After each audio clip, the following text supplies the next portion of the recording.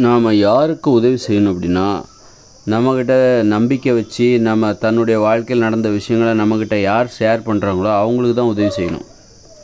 எதுவுமே தன்னுடைய வாழ்க்கையில் நடக்கிறத நம்மக்கிட்ட சொல்கிறதுக்கு தயங்குறாங்க, யோசிக்கிறாங்கன்னா அப்படிப்பட்டவங்ககிட்ட அப்படிப்பட்டவங்களுக்கு நம்ம உதவி செய்கிறதுக்கு ஆர்வமாகவே இருக்கக்கூடாது. நம்ம மேலே நம்பிக்கை வச்சா தான் அவங்க வாழ்க்கையில் உள்ள விஷயத்தை நம்மக்கிட்ட சொல்லுவாங்க. தனிப்பட்ட விஷயங்களெல்லாம் நம்மக்கிட்ட சொல்லுவாங்க. அப்படிப்பட்டவங்களுக்கு தான் நம்ம உதவி செய்யணும். அப்படிலாம் இல்லாமல் நம்மளை நம்பி ஒரு விஷயத்த சொல்ல மாட்டேன்றாங்க அந்த மாதிரிலாம் இருக்கும். அப்போ அவங்களுக்கெல்லாம் நம்ம உதவி செய்கிறதுக்கு ஆர்வமாக இருக்கக்கூடாது. உதாரணத்துக்கு நம்ம வீடுகளில் பார்த்திங்கன்னா, அப்பா அம்மா இவங்கெல்லாம் ஒரு இடைவெளி கடைபிடிப்பாங்க. அவங்க வாழ்க்கையில் நடந்த விஷயங்களை நம்மக்கிட்ட சொல்ல மாட்டாங்க. அப்பா அம்மா பெரியவங்கெல்லாம் பார்த்திங்கன்னா, ஆனால் உதவியை மட்டும் கேட்பாங்க. உதவியாக இருந்தால் மட்டும் கேட்பாங்க. ஆனால் அவங்க வாழ்க்கையில் நடந்த விஷயங்களை எல்லாம் நம்மளை நம்பி சொல்ல மாட்டாங்க.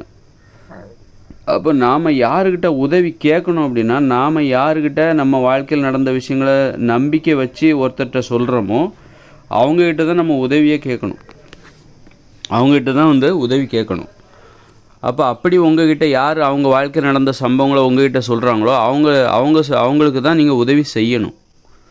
அப்போ உதவி யாருக்கு செய்யணும், யாருக்கிட்ட உதவி கேட்கணும்?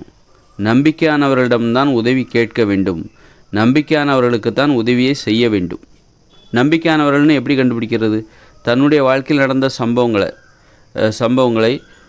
ரொம்ப பர்சனலான சம்பவங்களை உங்ககிட்ட பகிர்ந்துக்கிறாங்க, உங்ககிட்ட சொல்கிறாங்க, அதுதான் நம்பிக்கை. ஒருத்தர் மீது வைக்கிற நம்பிக்கைங்கிறது அதுதான். பர்சனலான தனிப்பட்ட விஷயங்களை உங்களை நம்பி ஒருத்தர் சொல்கிறாங்க பாருங்கள், அவங்களுக்கு தான் நீங்கள் உதவி செய்யணும். அதுபோல் நீங்கள் யாருக்கிட்ட உங்கள் வாழ்க்கையில் நடந்த சம்பவங்களை பர்சனலாக நடந்த தனிப்பட்ட முறையில் நடந்த விஷயங்களை யாருக்கிட்ட நம்பி சொல்கிறீங்களோ அவங்ககிட்ட தான் நீங்கள் உதவி கேட்கணும்.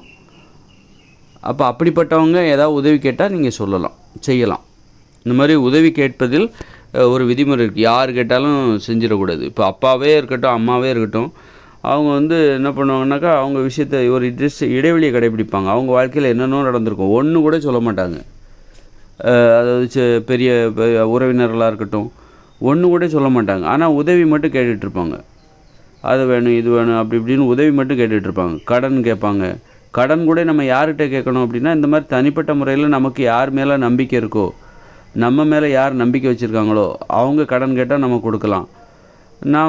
நாமளும் அவங்ககிட்ட தான் கடன் கேட்கணும். அந்த மாதிரி கடனும் ஒரு உதவி தானே. அப்போ உதவி யார்கிட்ட கேட்கணும், யாருக்கு செய்யணும் அப்படின்னா, நம்பிக்கையானவர்களுக்குத்தான் உதவியை செய்ய வேண்டும். உதவியை நம்பிக்கையானவரிடம்தான் உதவியை கேட்க வேண்டும். ஒருத்தர் அவருடைய வாழ்க்கையில் நடந்த தனிப்பட்ட விஷயங்களை நம்மகிட்ட சொல்ல மாட்டேன்றாரு அப்படின்னா என்ன அர்த்தம்? நம்மளை நம்ப மாட்டேங்கிறாருன்னு அர்த்தம். நம்மகிட்டலாம் சொல்லணுங்கிற அவசியம் இல்லை, அல்லது நம்மளை தாழ்வாக நினைக்கலாம். நம்ம அந்த அளவுக்கு நம்ம விஷயங்களை சொல்கிற அளவுக்கு இவர் ஒன்றும் பெரிய ஆள் கிடையாது அப்படின்னு நினைக்கலாம். அப்படிப்பட்டவங்க ஒரு உதவி கேட்டால் நம்ம செய்யக்கூடாது. நம்மளை தாழ்வாக நினைக்கிறாங்க, நம்ம மேலே நம்பிக்கை இல்லாதவங்க ஒரு உதவி கேட்கும்போது நம்ம செய்யக்கூடாது. அது அப்பாவே இருந்தாலும் சரி, அம்மாவே இருந்தாலும் சரி, குடும்ப உறுப்பினர்களாக இருந்தாலும் சரி, அவங்க வாழ்க்கையில் அண்ணனாக இருந்தாலும் சரி, தம்பியாக இருந்தாலும் அக்காவாக இருந்தாலும் சரி, அவங்க வாழ்க்கையில் நடந்த விஷயங்களை, அவங்களுடைய அனுபவங்களை, அவங்களுடைய உணர்வுகளை நம்மக்கிட்ட பகிர்ந்துக்கிறதுக்கு நம்ம மேலே அவங்களுக்கு நம்பிக்கை இல்லைன்னா அப்படிப்பட்டவங்க ஏதாவது உதவி கேட்டால் செய்யக்கூடாது. ஏன்னா அவங்களுக்கு நம்ம மேலே நம்பிக்கை இல்லை. அவங்க உறவினர்களாக இருக்கலாம், அண்ணனாக இருக்கலாம், அப்பாவாக இருக்கலாம், தம்பியாக இருக்கலாம், அம்மாவாக இருக்கலாம். நம்ம மேலே நம்பிக்கை வைக்கணும். நம்பிக்கை வைக்கிறவங்களுக்கு தான் நம்ம உதவி செய்யணும். நம்மளை நம்பவே இல்லை. அவங்க வாழ்க்கையில் நடந்த விஷயங்கள் நம்மகிட்ட சொல்லவே மாட்டேன்றாங்க, நம்மளை நம்பவே மாட்டேன்றாங்க. அப்படி இருக்கும்போது அவங்களுக்கெல்லாம் உதவி செய்யக்கூடாது. அவங்ககிட்ட போய் ஒரு உதவி கேட்கவும் கூடாது. நம்மளை நம்பாதவங்ககிட்ட போய் ஒரு உதவி கேட்கவும் கூடாது. அதுதான் ரொம்ப அற்புதமான உதவி செய்கிறது எவ்வளோ இன்பமானது. அப்படி எப்போ தெரியுமா? நம்ம மேலே நம்பிக்கை வைக்கிறாங்க பாருங்க, அவங்களுக்கு செய்கிற அதுதான் உதவி. அப்போ தான் உதவி செய்கிறதே ரொம்ப ரொம்ப இன்பமாக இருக்கும்.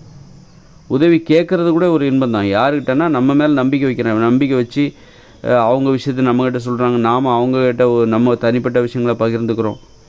அப்போ அவங்கக்கிட்ட போய் நம்ம ஒரு உதவி கேட்குறது, அவங்க கேட்குற உதவி செய்கிறது ரொம்ப இன்பமாக இருக்கும். நம்பிக்கை வைக்காதவங்கக்கிட்ட போய் உதவி செய்கிறது ரொம்ப கஷ்டம். அப்படிப்பட்டவங்ககிட்ட உதவி செய்கிறது நம்மளே அவமானப்படுத்துறதுன்னு.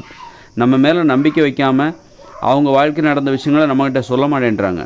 அப்படிப்பட்டவங்களுக்காக நம்ம உதவி செய்கிறோம்னா அது நாம் அசிங்கப்படுத்துறதுன்னு அர்த்தம். நம்ம உதவிக்குன்னு ஒரு மரியாதை இருக்குது, ஒரு மதிப்பு இருக்குது. அந்த மதிப்பை நாமளே குறைச்சிக்க கூடாது.